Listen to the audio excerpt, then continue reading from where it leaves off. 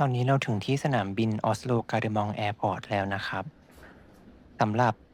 จุดมุ่งหมายในวันแรกเนี่ยเราจะไปที่ซื้อเหรอกีแรงเจอร์เลยนะซึ่งอยู่ซื้อก็ได้ห่างจากกี่บาทสนามบินเนี่ยประมาณ400กิโลเมตรตอนนี้มาแวะซื้อกาแฟก่อนนะครับที่ร้าน Joe the Juice ก็ลองเลือกเมนูดูซื้ออเมริกาโน่เย็นกาแฟแบบน่าสุดจะประมาณ50เอาแค่นี้โคนะรนนะถ้าจำไม่ผิดก็เป็นราคามาตรฐานนะครับ มารับรถที่จองไว้นะครับเราเช่ากับบริษัท Hertz นะ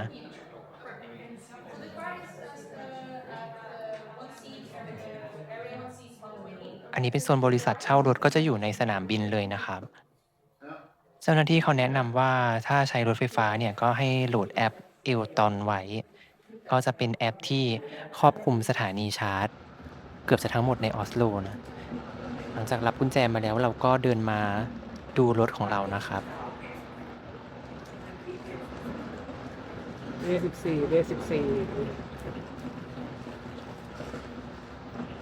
ของ Hertz เนี่ยง่ายมากเลยนะไม่มีการ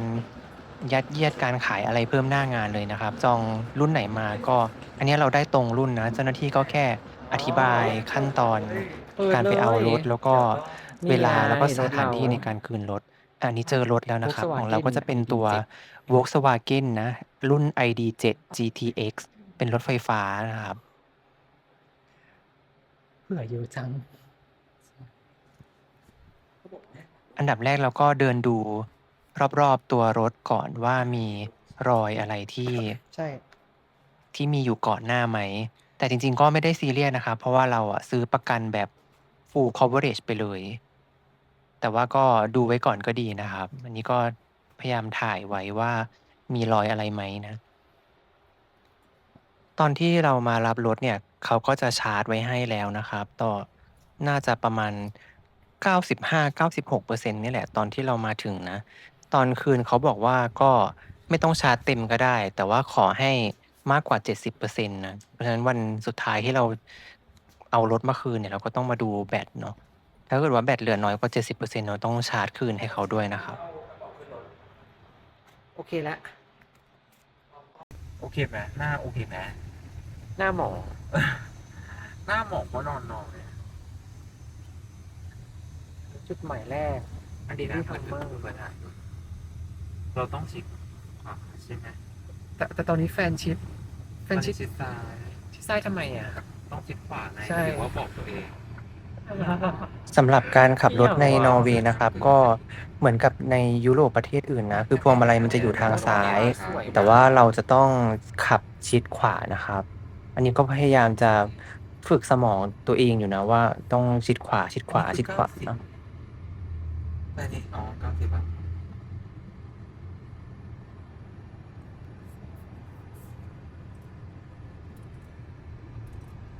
โอ้ยบรรยากาศดีจริงแต่ว่าปรับแอร์ให้หน่อยหนาวมากแฟนแบบไม่ไหวถอดหน้าแบบไม่ชินพอที่จะแบบโอเคโอเค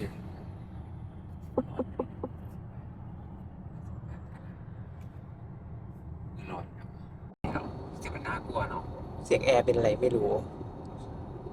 เนี่ยเดี๋ยวจะถึงอันเนี้ยเอ็มโจสะเลกเนี่ยเขาบอกเป็นที่เที่ยวเหมือนกันนะแต่ว่าไม่รู้ว่าจะแวะได้หรือเปล่านะแปะเราต้องปักไหมมันเป็นถนนริมทะเลสาบอ่ะ โอเคถ้ามีที่จอดเราก็จอดเนาะลองดูแล้วกัน เดี๋ยวออกจากอุโมงค์นี้ก็น่าจะเห็นวิวทะเลสาบใกล้ถึงแล้วเนี่ยแต่เรากลับไปค้นมาใหม่นะเขาไม่ได้อ่านว่า Imjusa นะเขาอ่านว่า Miusa Lake นะครับก็เป็นทะเลสาบที่ใหญ่ที่สุดในนอร์เวย์นะอยู่ห่างจากสนามบินน่าจะประมาณ50กิโลนี่แหละก็คือก่อนจะถึงเมือง Lillehammer ที่เราจะไปแวะทานข้าวนะครับ อันนี้ขวาไอ้ซ้ายมือน่ะซ้ายมือของเราถึงอะไรเนี่ยไอ้เอ็มโจสาเลกเนี่ยตาม Google Maps แต่ว่ามันก็ไม่รู้มีที่แวะที่เที่ยวไหมนะมันเป็นทางด่วนไหมเนี่ยพชตรงเนี้ยเป็นโชว์ใช่ตรงนี้มันเป็นโทรอ่ะเป็นทางด่วนก็คงอาจจะไม่มีที่จุดไม่มีที่แวะ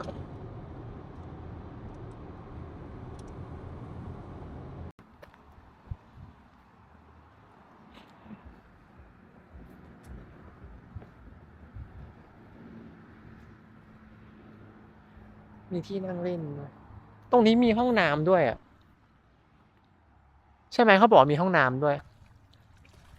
ถ่ายกล้องใหญ่เหรอ ไม่หมายถึงว่ากล้องเล็กอ่ะจะถ่ายคลิปใช่ไหม เท่าไหร่เนี่ย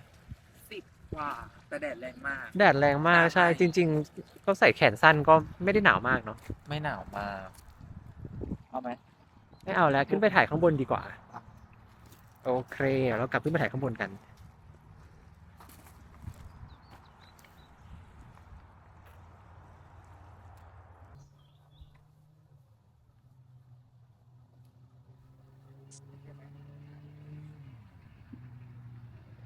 อากาศแจ่มใสมากนะครับ ก็เห็นทั้งรถบ้านแล้วก็รถคนนอร์เวย์เนี่ย พาน้องหมามาเดินเล่นหลายคันเลยนะ เราโชคดีมากเลยนะ ตอนเรามาถ่ายรูปกันเนี่ยไม่มีคนเลย ก็ตั้งกล้องถ่ายรูปก็เดี๋ยวเราจะออกเดินทางต่อนะครับ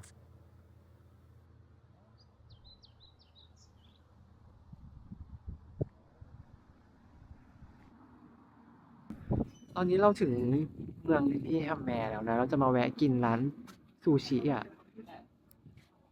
อันนี้เราจอดรถข้างทาง แต่ว่าที่นอร์เวย์ก็ต้องจ่ายค่าที่จอดรถด้วยนะจ่ายในแอป Easy Park มันก็จะเข้าแอปแล้วมันก็จะขึ้นให้เลยว่าโซนที่เราอยู่อ่ะ จอดเสียค่าจอดเท่าไหร่ ค่าจอดนี่เอาเรื่องอยู่นะ อันนี้เราเซตไว้ว่าจอดประมาณชั่วโมงครึ่ง ก็คือค่าจอดประมาณ87 โครนานอร์เวย์อ่ะพอชอบ87 โครนานอร์เวย์ประมาณกี่บาท อุ้ยก็เกือบ300อ่ะ จอดชั่วโมงครึ่งค่าจอด300 บาท อันนี้ร้านนี้นะซาบิซูชิเปิดเที่ยง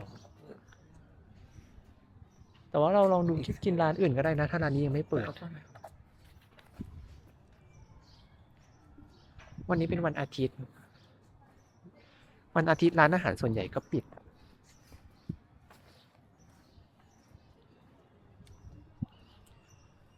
แต่อากาศดีมากเลยท้องฟ้าปลอดโปร่ง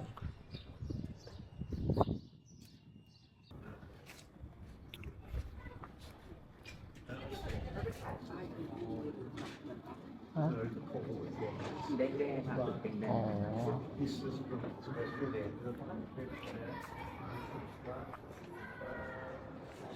กีวีก็คือร้านค้าสะดวกซื้อ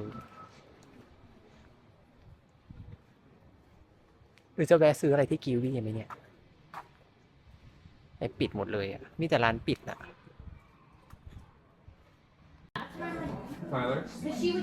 ร้านซูชิปิดนะ เราได้มากินร้านข้างๆแทน ชื่อร้านอะไรคาเฟ่อะไรนะ คาเฟ่คาเฟ่ฟอนิกส์เป็นแบบขายอาหาร traditional ของนอร์เวย์ด้วย อันนี้ดูน่ากินมาก อันนี้เป็นเมนูแซลมอนทราวแล้วของพอชอบเป็นอะไร เบคโพเทโต้ เบคโพเทโต้กับอะไร วิชชิคเก้น โอ้กับไก่ มือนี้น่าจะ มือนี้เท่าไหร่ 400 กว่า 400 นอร์เวย์โครน เงินไทยก็ประมาณ 1,600-1,700 นี่นะร้านคาเฟ่ฟอนิกที่เรากิน ตอนแรกจะไปกินร้านซูชิตรงนี้แต่ปิดก็เลยมากินร้านนี้แทน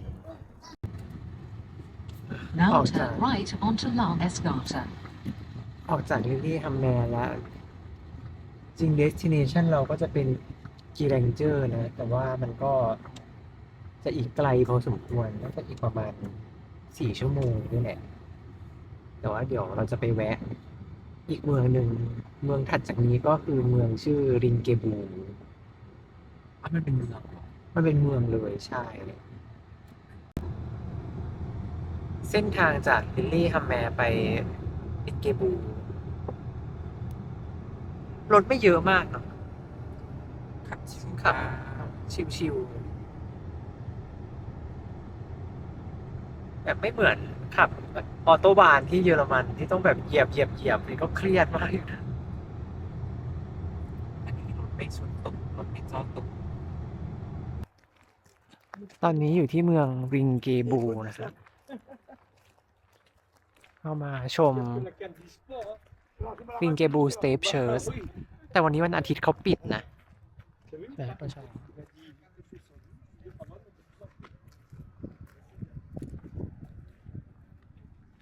าไปดูไหม ได้ยินเสียงเอ๊ะมันปีนใช่ปะ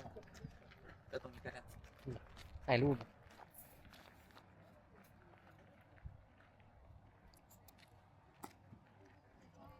อันนี้เราเดินเข้ามาข้างในแหละ อันนี้เขาเป็นเหมือนสุสานเหรอ ใช่ไหมพ่อชอ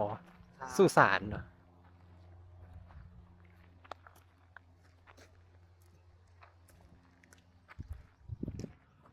คนนอร์เวย์ก็มาเที่ยวเยอะอยู่นะวันอาทิตย์เนี่ย แต่จะเข้าไปข้างในไม่ได้นะครับ วันนี้ปิดก็คือชมข้างนอกได้อย่างเดียว โอ้ยอากาศดีมาก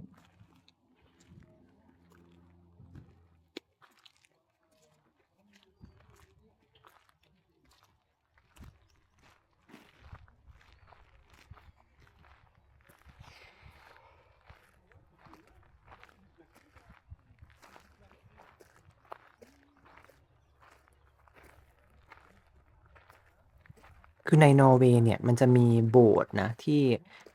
ใน Google Map มันจะขึ้นว่า Stave Church เนี่ยก็คือมีอยู่กระจายทั่วทุกเมืองเลยนะ จะเป็นลักษณะโบสถ์ที่ทำจากไม้แล้วก็สถาปัตยกรรมอาจจะคล้ายๆกัน แต่ว่าที่ลิงเกบูเนี่ยเขาบอกว่าเป็นโบสถ์ที่อายุเก่าแก่ที่สุด แล้วก็อนุรักษ์โครงสร้างเดิมไว้ได้มากที่สุดนะก็เลยกลายเป็นสถานที่ท่องเที่ยวที่มีชื่อเสียงแห่งหนึ่ง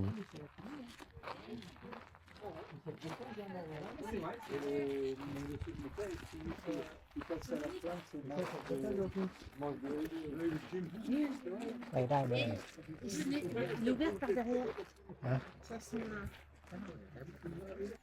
ไม่คือมันเป็นเหมือนเกรฟยาร์ดอะก็เลยไม่รู้ว่ามันเดินเข้าไปได้ไหมไง แต่ว่าคนเห็นคนเดินมาก็เลยเดินมาด้วย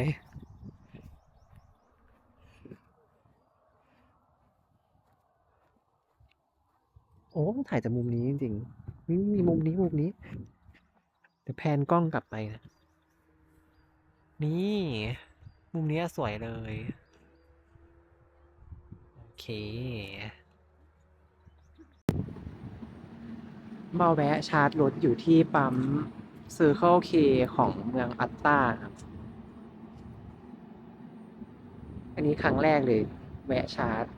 เดี๋ยวมาดูว่าจะทำได้ไหม แบตน่าจะเหลือประมาณ 50%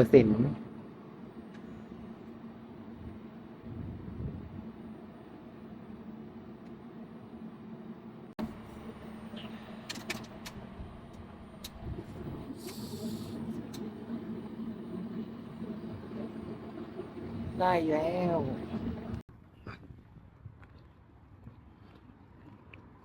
เมื่อกี้ลองกดชาร์จในแอปอะมันกันเงินไว้ด้วย 150 โคน อ๋อ extra what is this เอาไปคิดไหนเอ็กซ์ตร้าไม่รู้คืออะไร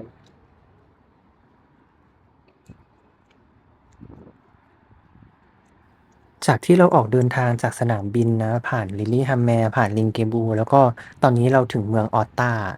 ระยะทางน่าจะประมาณ 250 ถึง 260 กิโลเมตร แบตเตอรี่รถเนี่ยก็จะเหลือประมาณ 50%นี่แหละ แล้วก็กับระยะทางที่เหลืออยู่น่าจะประมาณ 150 กิโลนะ แต่ว่าหลังจากผ่านเมืองนี้ไปแล้วอ่ะ มันจะเข้าโซนภูเขาแล้วก็จะไม่มีสถานีชาร์จแล้วเส้นทางมันก็จะค่อนข้างคดเคี้ยว แล้วก็ชัน ก็แนะนำใครที่จะผ่านเส้นทางเนี่ยก็คือให้ชาร์จไว้เต็มที่ได้เลยนะ อันนี้เราชาร์จรถแล้วนะจาก 50% เป็น 90%ก็ใช้เวลาประมาณ 25 นาที อ๋อถึงหรอ ถึง 25 นาที ขึ้นในแอป ก็ไปเข้าห้องน้ำไปซื้อแมคโดนัลล์รอก็พอดี ค่าชาร์จโดนไป 260 โครน ประมาณ 900 บาท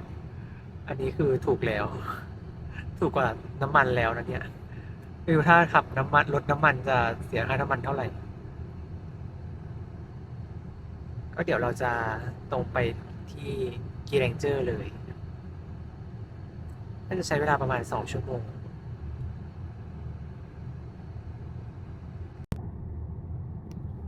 อันนี้คือทางที่จะขับไปกีแรงเจอร์นะ อันนี้เราเริ่มเข้าโซนภูเขาโซน น่าจะใกล้ถึงโซนฟิยอร์ดแล้ว เพราะอากาศก็เริ่มเย็นขึ้นด้วย แล้วก็เริ่มเห็นต้นไม้แบบต้น ป่า สน สน เนี่ย แล้วอะ ป่าสนทึบละ ตอนนี้ฝนตกด้วย เราติดรถบรรทุกข้างหน้าเนี่ย ขับตามกันมาน่าจะ30-40 กิโลได้ หาโอกาสแซงไม่ได้เลยเพราะว่าทางมีแต่ทางโค้ง อากาศก็หนาวขึ้นมาแล้วเห็นภูเขาหิมะอยู่ไกลๆแล้ว หลังจากผ่านเมืองที่ชื่อกรอตลี่ไปนะ ก่อนจะเข้าสู่ตัวโซนกิแรงเจอร์แล้วเนี่ย วิวทิวทัศน์มันก็จะเปลี่ยนไปเลยนะ จากภูเขาป่าไม้ก็จะกลายเป็นภูเขาหิมะแบบนี้เลย อันนี้เราแวะจอดข้างทางถ่ายรูปนะวิวสวยมาก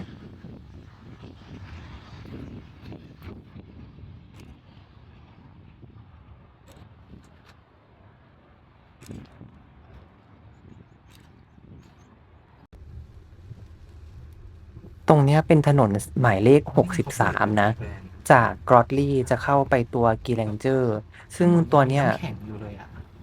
จะเป็น seasonal road หมายถึงว่าช่วงฤดูหนาวเนี่ย ทางนอร์เวย์เขาจะปิดนะ รอจนน้ำแข็งละลายหิมะหยุดเขาก็จะเคลียร์ถน ฝ น นทั้งน้ำแข็ง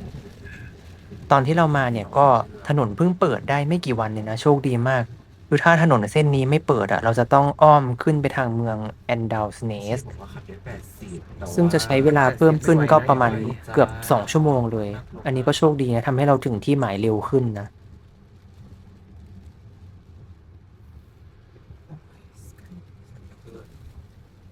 แต่เส้นเนี้ยก็รถไม่เยอะนะ เพราะว่าไม่ใช่เส้น Scenic Drive ยอดนิยมเนาะ เพราะว่ามันไม่ได้ผ่าน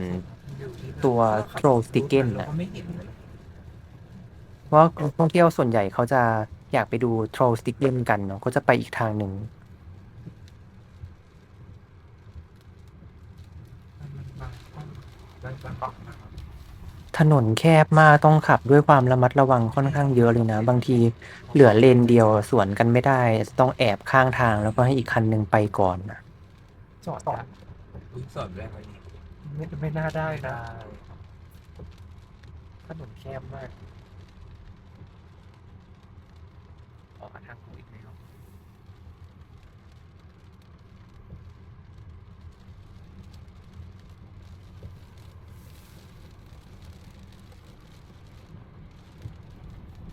ทะเลสาบชื่ออะไรนะอุ้ยนี่ไง ดี แต่ จัง ว่าไม่ วะ กล้าจอดใกล้น้ำแข็งโพพอถึงจุดที่เล็งไว้จะจอดก็ไม่มีสอบ ตรงทะเลสาบเมื่อกี้มันชื่อดีจุบวาร์ดเน็ตเนาะ ดูในรูปอะเราว่าสวยมากเนาะ แต่ตอนนั้นเราแวะจอดไม่ได้ เนี่ยเลยมาจอดตรงนี้แทน ตรงนี้ไม่จำไม่ได้แล้วว่าเขาเรียกว่าอะไร แต่ว่ามันก็เป็นทะเลสาบที่น้ำแข็งมันยังไม่ละลายอะ กับภูเขาหิมะ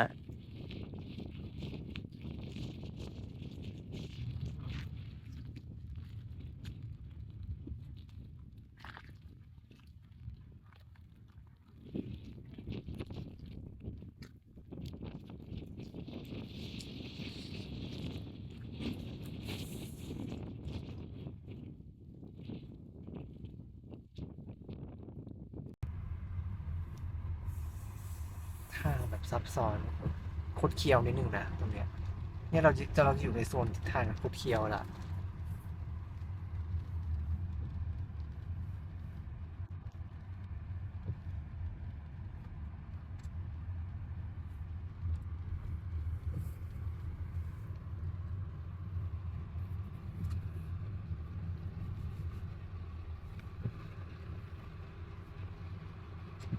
จอดไหนวะแต่มันมีอะไรถ่ายนะตรงนี้แต่เป็นคนละฟิลเนาะอันนี้ก็เป็นสีแดง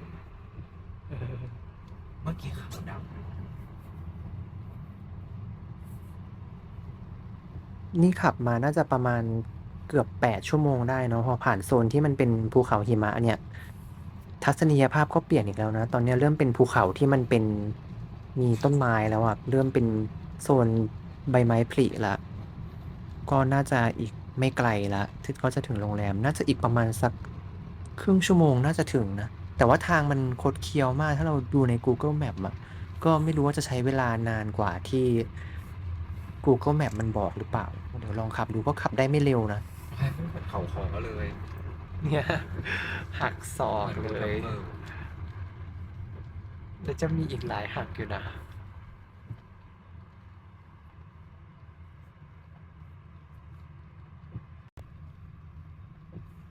อันนี้หรอมีรถสวนอยู่ตาลาย มีไหม ใช่ มีรถส่วนไม่มี อันนี้แหละพชระวังเลิฟลึกเลย เนี่ยเขามีช่องให้แอบรอกันก่อน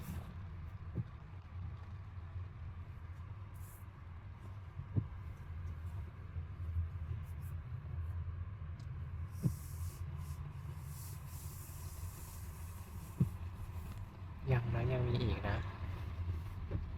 นี่ก็มีสุดอุ้ยเขานั่งแบบสวย แต่ยังไม่ใช่แกนแหลงเจอยังไม่ใช่แกนแหลงเจอเลย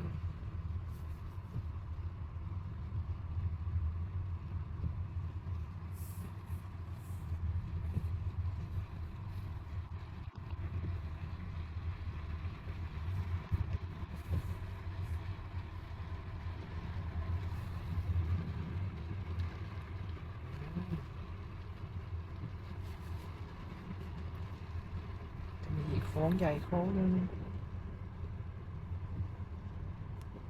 คนเขาก็ทำเก่งเนอะ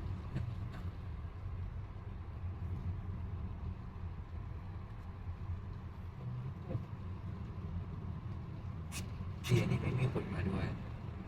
ถ้าเรามาพร้อมแก่งนะที่เขาขับมาแบบต่อไปเขาแบบติดสุด พชนี่แหละ นี่ไง โอ้ย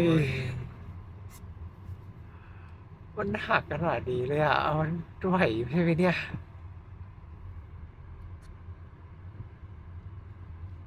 เนี่ยแหละพชหักกึบเลย จริงมันมีที่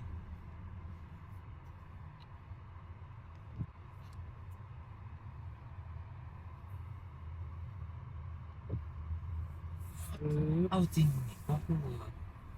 ภูทับเบิกว่าหักกว่าอยู่นะ จริงเหรอจำไม่ได้แล้วเนี่ย ภูทับเบิกก็อย่างนี้แหละตั้งหลายโค้ง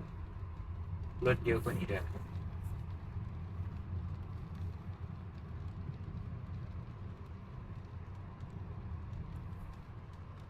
อันนี้อีกประมาณ5 กิโลเราจะถึงโรงแรมแล้ว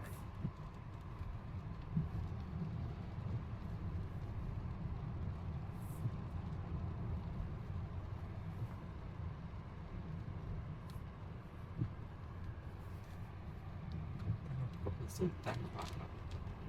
รวมระยะทางตั้งแต่รับรถที่สนามบินรวมพักกินข้าว แล้วก็แวะเที่ยวแวะชาร์จรถเนี่ย ถึงที่นี่ก็ใช้เวลาประมาณ8 ชั่วโมงครึ่งนะ ตอนนี้ถึงโรงแรมหมอกลงจัดเลยนะ คงไม่ได้ออกไปไหนแล้ว เพราะว่าก็ขับรถมาค่อนข้างไกล